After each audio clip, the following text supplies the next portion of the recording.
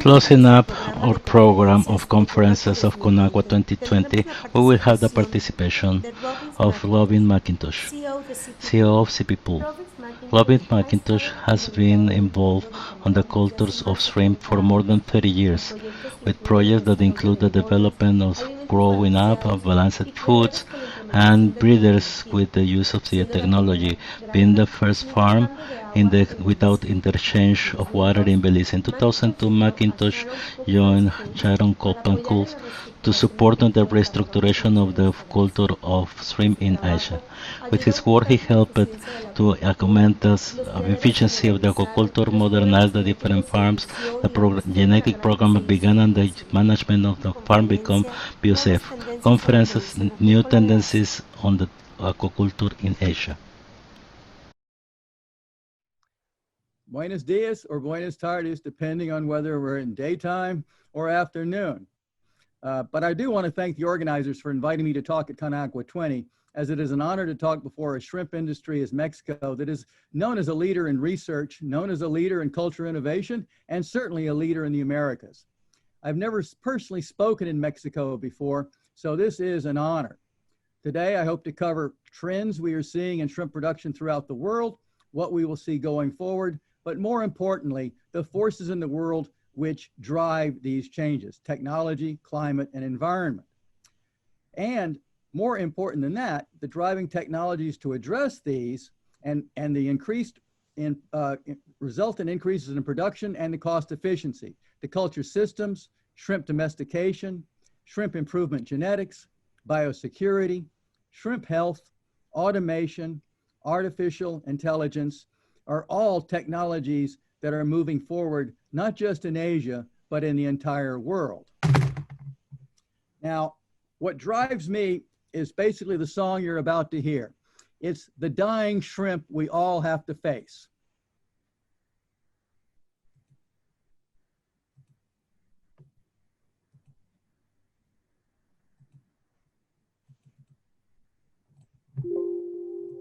I woke up this morning and all my shrimp was dead and gone. I woke up this morning, all my shrimp was dead and gone. And so after such a song, let's look at the advances in technology and what's happening in the world today. We titled the talk New Trends in Asian Shrimp Farming, but maybe this is not just limited to Asia. First of all, shrimp production continues to be dominated by Penaeus vanami since its introduction and domestication of SPF shrimp into Asia. What was interesting for me, before I went to the Americas in 2001, Asia was Monodon and the Americas were vanami. But Asia was very fast to adopt the SPF vanami model with their intensified small aerated systems. And that created the explosion of shrimp we see in the world, which is the blue line. What more is important for me is this trend line that's been established as to production gains.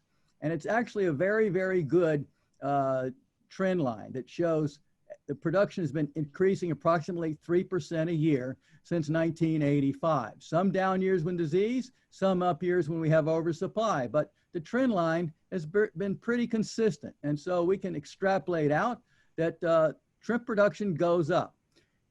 Now, COVID-19 has put a reduction in shrimp production this year, and by my calculations, bring us back to about 2016 levels. And these are levels that we have not seen since the EMS crisis. But I expect this to quickly rebound as we recover from the COVID-19.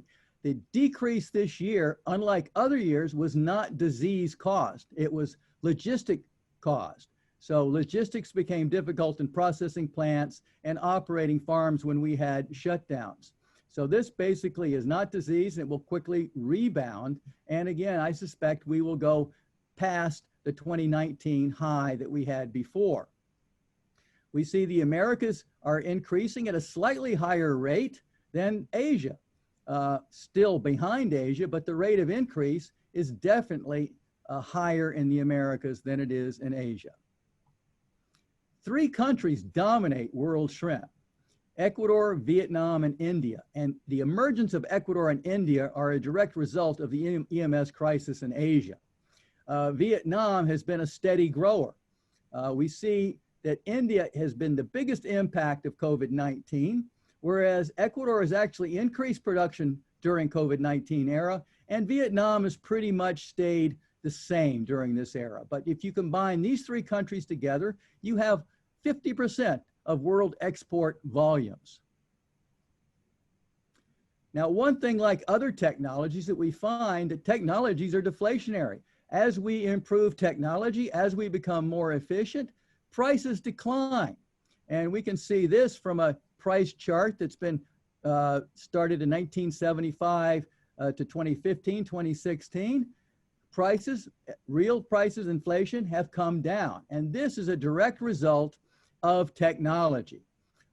Big drops during the period where we went from wild to domesticated stocks. But technology always drives shrimp prices down. So you are incentivized to stay in with technology, because if you fall behind in technology, you are not going to be competitive as other people adopt new technologies.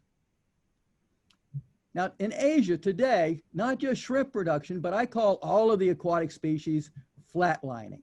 So we had a great boom between 2000 and 2010, and something has just caused straight lining of production, whether it be shrimp, pangasius, barramundi, tilapia. So what is it about Asia today that has resulted in really no increases in production? Well, I will argue it's the environment. We are definitely seeing the effects of a degradation of our environment, our water, and our climate. And basically, aquaculture depends on water. And if we degrade the water, if our climate degrades, it impacts production. Top left corner here is the massive seaweed blooms we find in the South China Sea, jellyfish blooms, harmful algal blooms, increased water temperatures. Vibrio prevalence is up worldwide. So as climate change, as we pollute the oceans, it is impacting our shrimp culture, and that is especially true in Asia. Now, when we have this impact of the environment and we get these different shocks, basically these are points at which we adapt, which are fast drivers of technological innovation. So I basically, and I'll go over this Gen 1 through Gen 4 shrimp farming, with every shock, we've had to step up the technology to deal with the shock. So Gen 1 is more of an extensive, but Gen 2 was yellowhead and white spot. That brought in a new level of technology, PCR, biosecurity. Then in Asia, we went through the shock of monodon slow growth. That brought in the Van Amy because the monodon was failing. And then as we had shocks of EMS and EHP, we've again had to adopt and increase and improve technology to deal with these different diseases. So in this slide, I show what I call the 5 generations of shrimp farming. The first generation is no aeration, large ponds, and production is lower. Second generation would be those original Asian type ponds, which had long arm paddle wheels. They had feed. Those ponds generally were in the size of 1 hectare to a half a hectare, and their production would be 3 to 12 tons per hectare. Then the third generation was brought about by white spot, and where we needed biosecurity and domesticated shrimp. White spot and monodon slow growth virus really were the incentive for this third generation of ponds. So now we knocked the pond size down to 1 to a half a hectare. We increased aeration, much better biosecurity, and as a result, generation 3 generally would give us 10 to 20 tons per hectare. Then EMS hit. Now EMS was a game changer, and the EMS was not viral. So our biosecurity up until then had been for viruses, and when we were faced with a non-viral biosecurity, it just doesn't work. It's a totally different type of security you have to implement. And in fact, EMS, I do not consider it an infection. I do not consider it a vibriosis. I believe it's a toxicosis. It's toxins, bacterial toxins left in bottoms of ponds, in molts, on shells, etc. Old feed will basically grow the bacteria, create the toxins, and if the shrimp consume this, they then die. So a totally different type of biosecurity was needed, and for that we invented Generation 4. In this, we established a term called the toilet, where we can remove the waste very quickly. They would be recirculated ponds. Aeration levels were increased. Auto feeding became part of the biosecurity, and that we could feed small amounts all day long so as not to leave old, bad piles of food on the bottom of the pond that will grow the EMS and then cause the mortality. With these systems, we increased productivity of 15 to 40 tons per hectare. Sizes, we cut the pond size down again, maybe 0.2 to 0.5 hectares. Now, as we've gone forward and we're facing more and more what I call chronic mortality, and mortality that's really not assigned to any one disease, we're going to more secure, more environmentally controlled conditions. So I call that Gen 5. Here we have total recirculation, we have total waste capture, we have more environmental and stable situations. And in these systems are down to 0.2 to 0.5 hectares, and they can produce 30 to 60 tons per hectare. Now, Generation 4, this was in response to the EMS. So here is a typical pond setup for a Generation 4 pond. We have the center pit, the toilet, that will collect all the old food. We have more aeration. We have an auto feeder with a feeding area. That feeding area is the radius at which the shrimp feed. We learned that you don't have to feed the whole pond. You can create these very controlled feeding areas to feed shrimp and therefore get a much better gauge on the amount that you feed and control the FCR. We also found that shade cloth, or basically if you can stabilize temperature, stabilize pH, this will definitely reduce stress in the shrimp. It improves survival, improves growth. And so those would be the main components of Generation 4. But as I said, even with Generation 4, we were stuck with survivals of 70%. Now, prior to EMS, we had survivals of 85 and 90%. And so what causes this chronic mortality, and where can we really go? Well, what I use as a standard of where I really want to go is our NBC, nucleus breeding shrimp raceways. Now, these raceways are stocked at 150 per square meter, and for 10 years, we've gotten an average of 96% survival and FCR 1.0, 1.2, with very high yields, very consistent. And what's the difference? Well, the difference is it's a very stable system and a disease-free zone. And when you have those conditions, shrimp just don't die. And so I look at this as parallel with the poultry industry. Poultry also basically has 95% survival, higher FCRs, but again, where they have an advantage, they can have much higher biomass gains on a meter square of building, which makes the capital more efficient. But it shows that shrimp just don't die. Shrimp die for a reason. If we can control the environment, if we can stabilize the systems, we can have very high performance. And if this ever happens on an industry-wide basis, again, technology is deflationary. So here are some survival data that shows some of the things that I'm talking about. So in 2010, that's before EMS. We were averaging 85% survival, and you see the confidence interval is relatively small. So we had a lot of certainty as to what we were going to get. 2011, we started getting a few disease problems. EMS really hit in 2012, 2013, 2014, 2015. You see the impact of that disease. Survivals drop, but more important than the survival is the inconsistency, the non-predictability of the outcome, which affects the farmer's ability to gauge whether he wants to stock or not, what's going to be the price or the value of what he gets against what he's going to spend. We started coming out of the crisis in 2015. The survivals come up, the predictability goes up, but they never reach the levels of 2010, 2011. We still have impact from the small amount of bacteria and the other factors in the pond which are creating stresses and creating disease issues like EHP. Now, if I compare it to poultry, poultry's right up there, as I said, 96% and high predictability. But also, poultry's no different than shrimp. If I establish the poultry-like system in a raceway with shrimp, I also can have high predictability and high survival and high performance levels. So the point I'm trying to make, shrimp just don't die. They die for a reason. They die because of disease, and disease is not just the presence of a pathogen, it's the presence of stresses that make the shrimp become diseased.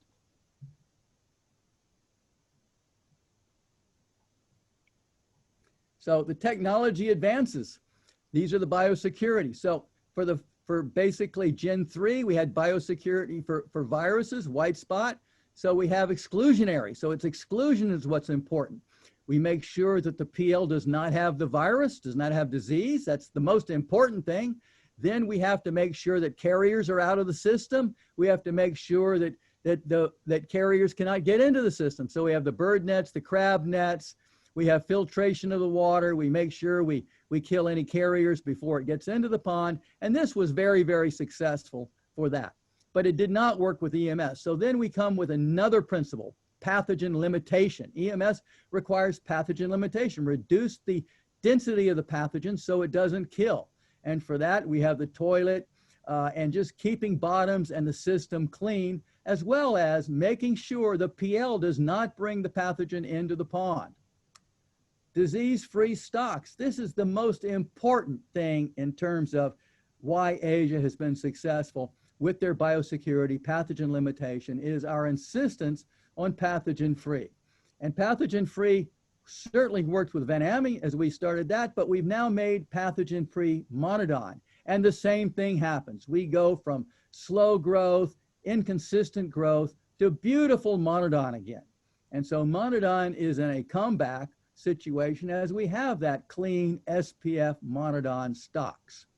And closing the farms to the environment has been important. We don't want to keep introducing water with risks. So farms are closed. We recycle or recirculate the water within farms. And as I said, auto feeding, I also look as part of biosecurity in that it limits the amount of feed going in at any one time, and it's consumed on the spot. So you do not get piles of old feed, which act as bacterial substrates and places where toxins are created. And selective genetics completely changed what is possible. We started the selective genetics for the Van Amme back in 2003, 2004. And what we've seen with selective genetics using SPF stocks has been absolutely incredible. And what I show here is a harvest from a farm in Malaysia 2 years ago, 160-gram Van Amme in 165 days, harvested at 5 tons per hectare. Who would have believed that you would ever see a 160-gram animal in a production pond? And that's not one. That was the average for the pond. What we have also learned is the very importance of environmental stability. Pathogens do not always mean disease. If our shrimp are not stressed, if the innate immune system of shrimp is strong, and yes, as I came up through the ranks, I was told shrimp don't have immune systems. They don't have immune memory as a mammal. They very much have immune systems. And these systems can be strong or they can be weak depending on stress. And in fact, I define stress by the impact of the immune system. If we have low stress, we have a high ranked immune system. With stress, that immune system declines, and that's when we get disease. So we have learned stability is very important for the immune system. We want stable temperature, we want stable pH, stable salinity, anything environmentally that we can stabilize will stabilize the health and the performance of shrimp. On top of that, we know that things like nitrite really destroys an immune system. And so if I wanted to cause EMS, I just add more nitrite and the shrimp will succumb to EMS. If I don't add nitrite, if I have no nitrite, I have no stress, EMS is not much of a problem. So stress, nutrients, the environment, stability, your water that you're using, all can bring in stressors, and that impacts the shrimp immune system.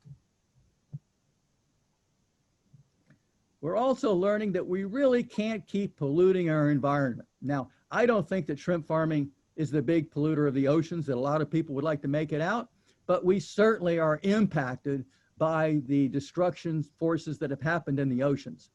But we need to do our part to make sure we're not just continually adding. We have to be a good steward of the ocean. So in the future, we have to consider capturing that sludge. So in the middle photograph, I show a very simple Thai farmer that used to have 3 production ponds. Now he restricted himself to 1 production pond, and then he uses 1 for sludge settling, and then it goes over to a tilapia remediation problem and then back. And he is making more money post-EMS with this little 3-pond system than he did before with a 3-pond or 1-pond system and then with a 3-pond system, because he's taking care of his water, he's taking care of his environment. And there's a lot of new technologies that we can consider in taking care of our waste, whether it be drying the sludge or digesting the sludge. There's one thing that's true in shrimp farming. The smaller the pond, the more the control, the more the yield. This is true as we go from 50 hectare to 20 hectare to 10 hectare to 5 hectare to 1 hectare to 2 hectare to 1 to a half hectare. Now we're going even smaller. So we're going to 0.1 hectare ponds, 0.6 hectare ponds that we can really control. And with these ponds, we get high consistency and we get very high yields with lower costs. Again, that is the trend, smaller and more control. And we're seeing this, I show here, in Vietnam, in China, Thailand, India. We're seeing 1 hectare ponds, half hectare ponds be broken down into smaller ponds where we can put more control on those ponds. And ultimately in control, we go from ponds to tanks. And these are being introduced in the Mekong of Vietnam. We're introducing them in Thailand, introducing them in India, in Malaysia. These are designed for very efficient removal of waste from the bottom. The bottoms can stay very, very clean. We can control the water quality. We can do the biosecurity because they're tanks and not built into the earth. We really can make them totally recycle. We can aerate. They don't require the energy for recirculating water, so most of the energy can go into actually production of oxygen. And these systems are really, really much more consistent in the production, high production, and the better ones are run at very low costs. And this would be a typical performance of a 1,000-meter square pond in Vietnam. Shows a stocking rate of 227, survival rate of almost 80%, an ADG using the genetics available in, in Asia of 0.38. That's from PL to harvest. So in a 93-day period, they were able to harvest 36-gram vanami with an FCR of 1.35 and got 60 tons per hectare. This is a typical type of tank farm production. So indoor versus outdoor. There's a lot of talk about farms going indoors, and there is an expense to this. Indoors is not cheap. So what is the reason for going indoors? When I ask most people, why are you going indoors? They cite a reason of biosecurity. This is a wrong reason. I know of so many indoor farms that have the same survival and disease issues as an outdoor farm because biosecurity in a shrimp farm is really water and PL. There's very little airborne contamination. So what does indoor do? Now, that's not to say that indoor cannot be used successfully. If you are in a cold climate, you clearly need to be indoors to maintain temperatures.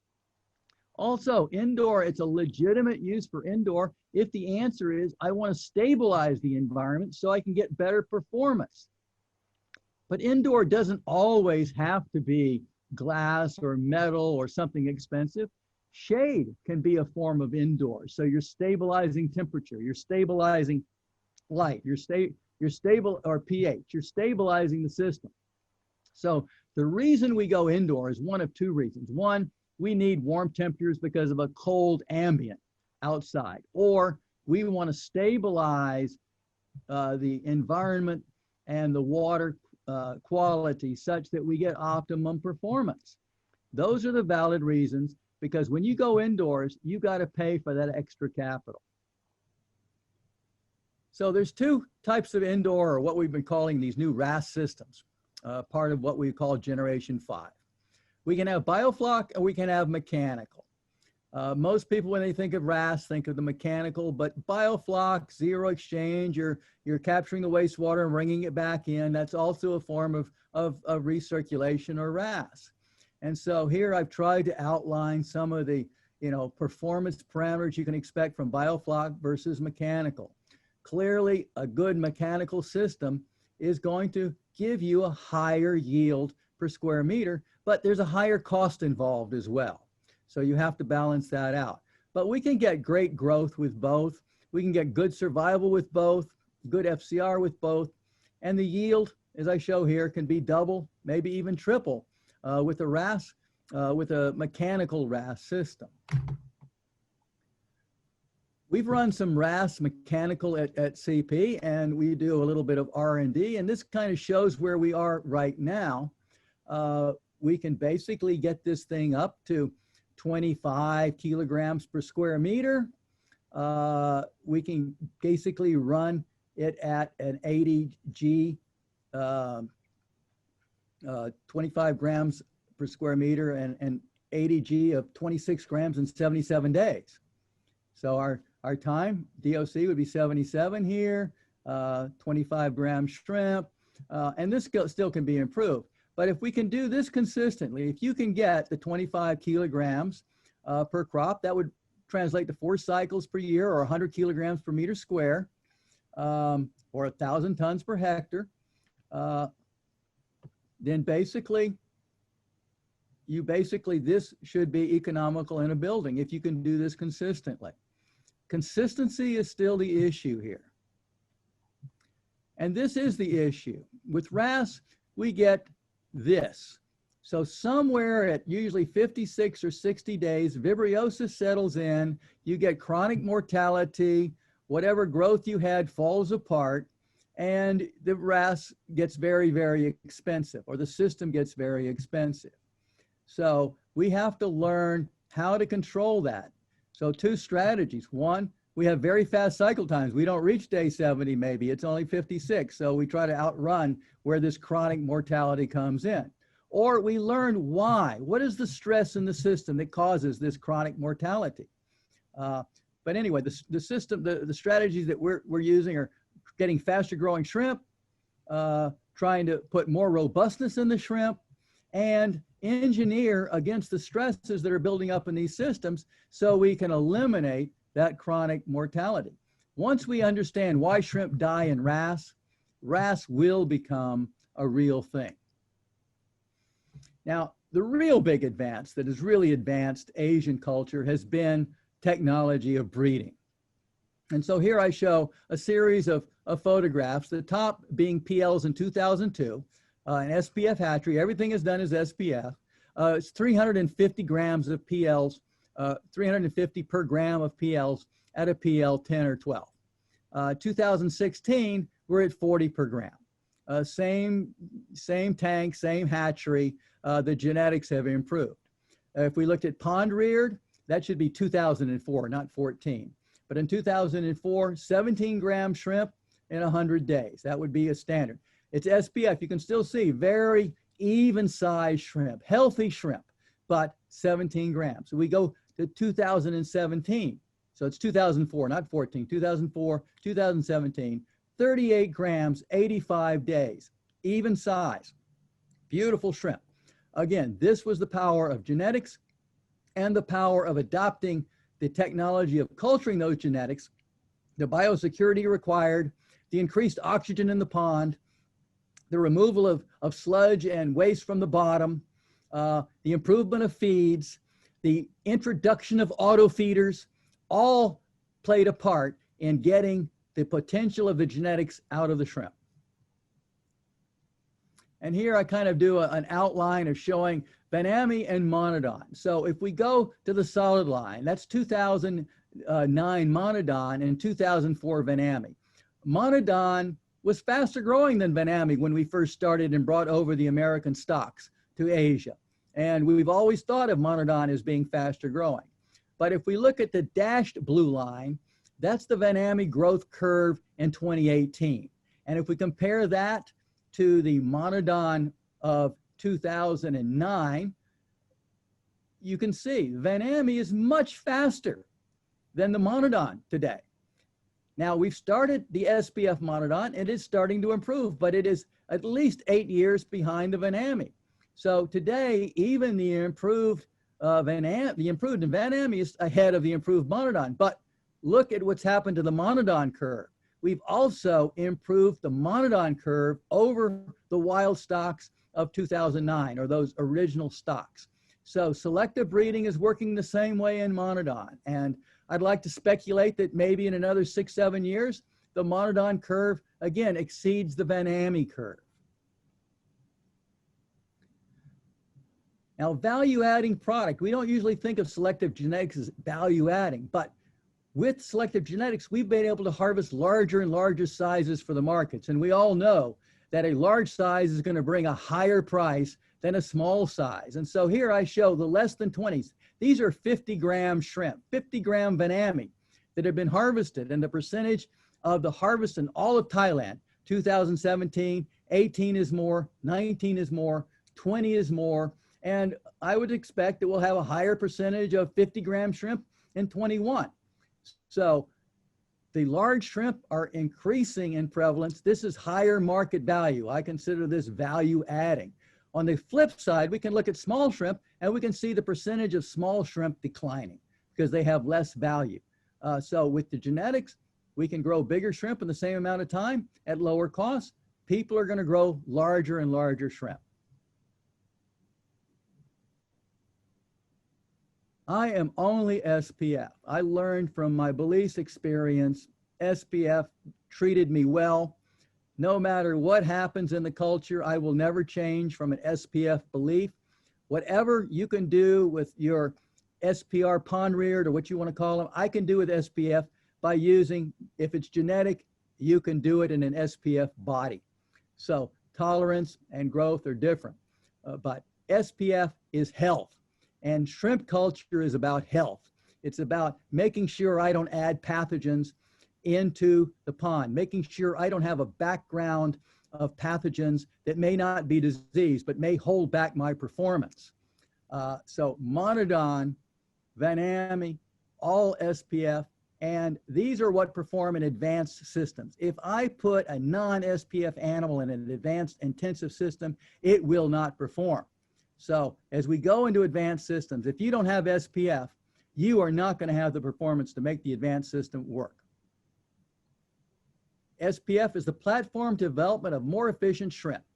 So on the right, I basically, show tolerant shrimp against non-tolerant shrimp and robustness. They really are not linked. So I can have SPF of both. And basically, have great tolerance in an SPF body. On the left, I show the advances that we've made in SPF. The original animals out of the Americas took 140 days to reach 24 grams. Today, my target is 30 grams, and we take 70 days to reach 30 grams. So we have more than doubled the growth rate of animals. And there is discussion that as you increase growth, you reduce the ability to tolerate. And that's just not true. We've gone through statistics after statistics after statistics and looked at fast growers against mortality rate and slower growers. We've looked at, on the left, I show TSV tolerance against growth rate. There is no relationship between tolerance and growth rate. If you just want to look on a practical level, we have TSV tolerance now that we started TSV in Asia. Our tolerance is about 40% survival. Now we're over 95, 98% survival. And those same animals with 98% survival with TSV, we have over a gram a day in growth. So there really is no relationship between growth and disease tolerance. The future of shrimp culture is going to become more and more biotechnology. We resisted in the very beginning. I went with selective because I just didn't think the biotechnology was ready. But today it is ready. And today we are moving more and more towards SNPs. But before SNPs become important, you have to map the genome. You have to know which genes are important for disease tolerance. You have to know how to identify them and put them on a commercial SNP panel so that you can select individually instead of families. Now, this will be very powerful. Several years ago, we invested in a full genome sequence. I call the shrimp, we have it here. This is part of the family that was sequenced. It's Carmen. I named it, of course, after a South American because that's where her ancestry came from. But with the genome of Carmen, we're able now to go and map and with our challenge centers find families that are tolerant, individuals that are tolerant and we can compare the genes and we can start to select the genes that are important for tolerance, put them on SNP chips and do this for every important characteristic. And at some point, we'll be able to run individuals and basically define what that individual will do in terms of tolerance, in terms of growth, in terms of robustness, in terms of fecundity, all the important characteristics. We hope to create a SNP and then have that on a chip that we'll be able to identify the characteristics of each and every shrimp that we use in the breeding program. This will be another magnitude advance in the selection in our program. Now, I know in the Americas, they've always been against SPF because they die. You believe to get white spot tolerance, you have to have exposure. We are now introducing a shrimp. We call this shrimp CP Kong. It is SPF. It is totally disease-free in all definitions, but it has the genes for tolerance. It has genes for robustness. It has genes to survive in ponds that normally an SPF shrimp would not survive in. And I'm hoping that the introduction of this shrimp will be a step in convincing the world that genetics and pond rearing are two different things. And you can have clean, healthy shrimp and have them completely disease tolerant. If you are running any intensive culture, healthy, disease-free post-larvae are absolutely paramount. I know of too many hatcheries that will take our great broodstock that are disease-free and they'll introduce them into a non-SPF hatchery. They'll feed them a wild polychaete. They'll feed them an infected this or that. And the PLs are not SPF. The PLs are back to being compromised. And those animals don't perform. And they're not going to do well in an intensive Gen 5 type system.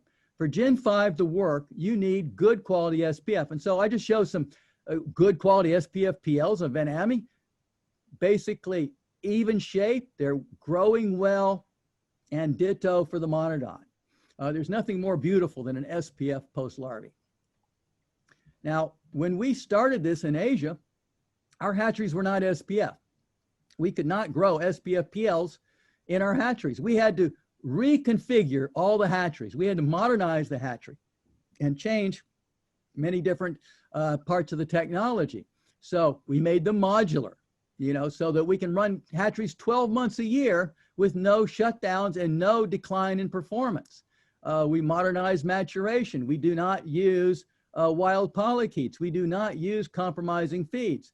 We use either cultured polychaetes or we use artificial diets that we have developed and learned how to use. Our algae are all captured and all basically kept very clean. So our hatcheries are run clean. Now, some people say, oh, well, your survivals are too high, 65, 70%. Your animals can't be healthy. No, animals, PLs that are coming out of hatcheries with low survival are not healthy. They're dying for a reason. Shrimp do not die if there is no reason.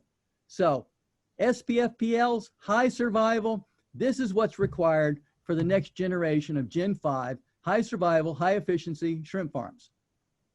Okay, disease is live and fresh feed. So we want to make sure our artemia are clean, algae are clean. We're using, artificial polychaetes, cultured polychaetes. Even we're starting to get an era where maybe we don't even need live algae. Maybe we can use totally disinfected algae as the algae substitutes become better and better.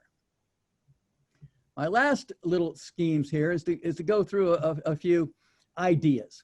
So the past is basically defined by Dr. Don Leitner. He was a great man. He defined shrimp pathology, but his pathology was to identify diseases. I call it post-mortem. It doesn't help keep shrimp alive, although it helps you understand why they're dying. The next generation going forward, we need diagnostics not to say why they die, but to say why they're dying. What is the immune system level in those shrimp? Are they at risk for disease, or are they healthy shrimp? And so biosecurity, understanding the risk factors of the health of shrimp going forward, keeping shrimp alive is more of the objectives of shrimp health and the shrimp health experts of the future, not just identifying why a shrimp died or a new disease. As labor becomes more constrained, as labor becomes more expensive, we all want better lives, we all want to be paid more.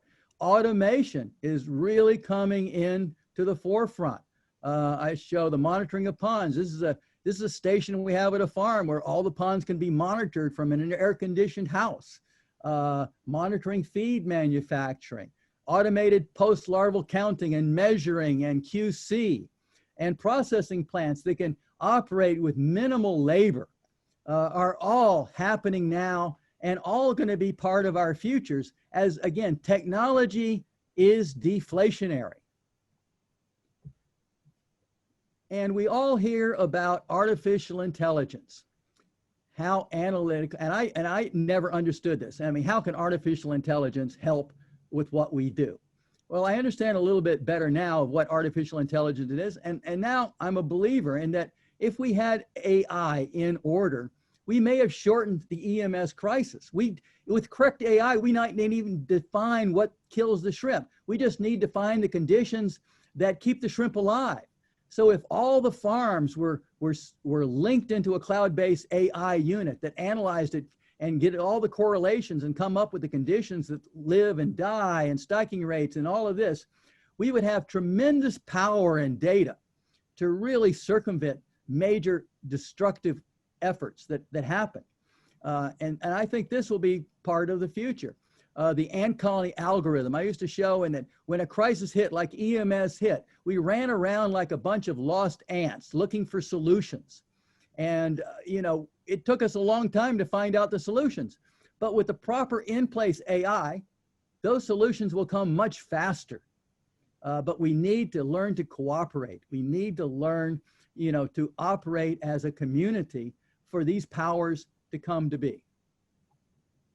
And here I just show some expert seed, you know, defining and showing me what intelligence can do, taking our database and then analyzing them, you know, just a first step. I mean, this just was to demonstrate. But again, they were able to really show, you know, if you get your PLs out of this hatchery, you have a much higher chance of success than if you get out of this hatchery, or this area or this condition, you know, give you higher probabilities. And so, you know, with this kind of data being real time, we could have found the conditions where EMS survived and where they died. And with that information, we could have figured out a lot sooner how to deal with EMS than what we did. And as I said, we're going away from labor to more automated processing. And in Asia, we really need to value add the product. Just like in the old days, we would chop down the teak trees and send them to the United States to make furniture. The United States made all the money. We created the raw material. Well, now farmers are the raw material, but we need to take the raw material and make something valuable out of it. So in Thailand and many parts of Vietnam, we use the raw material not to send out as commodity, but as raw material to make more valuable products. And as we go more and more to retail, more and more to home use, these ready-to-use products, these value-added shrimp products will become more and more of the norm. And this is a way of, again, increasing the value of your shrimp product. So with that, I want to say thank you, gracias. Again, it's more fun for me than difficult, but learning of genomics, metagenomics, epigenetics, quorum sensing, shrimp immune systems, microbiomes, microbial ecology, predictive health diagnostics. This is the excitement for the future. And then the engineering on top of that to create the systems and the farming and the management systems that will, again, be the improvements in technology to drive the industry forward. And with that, yes, we are going to have lower prices. It will stimulate consumption. But if you're not on top, if you are not an adopter, you could be eliminated from the pool. So that's the excitement going forward. Again, thank you. I've enjoyed speaking to you. We've been grateful to having you here and your participation, and also giving our thanks to our sponsors, Eredena, IOSA, US Oil, Cargill, ADM, and our collaborators, OTEC and Bimifos. We wish that the next year, 2021, the circumstances will improve when we will be able to see each other and hear and shake our hands. Thank you for making this possible. We expect you next year, CONACUA 2021.